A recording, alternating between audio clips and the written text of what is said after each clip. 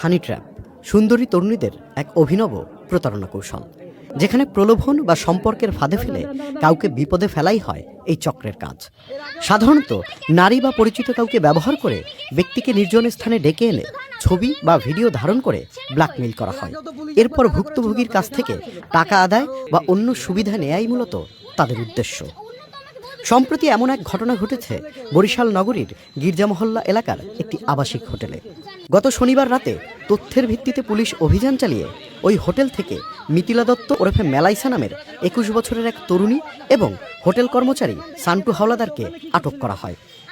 আটক বিষয়ে কোতোয়ালি মডেল থানার এসআই মিহির চন্দ্র দাস জানান, হানি ট্র্যাপ চক্রের সঙ্গে জড়িত এক নারী ও হোটেল কর্মচারী বাদী সিরাজুল ইসলাম খানকে তার পরিচিত আব্দুর রহমান কাজের কথা বলে ওই হোটেল নিয়ে যান।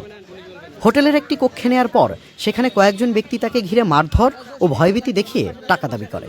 এ সময় তার কাছ থেকে ১২০০ টাকা নিয়ে আরও ১৩,০০০ টাকা দাবি করা হয় এবং নারী দিয়ে আপত্তিকর ছবি তুলে ফেসবুকে ছড়িয়ে দেওয়ারও হুমকি দেওয়া হয়। এ সময় সিরাজুল ইসলাম কৌশলে পরিচিত একজনকে ফোন করলে পুলিশ এসে তাকে উদ্ধার করে।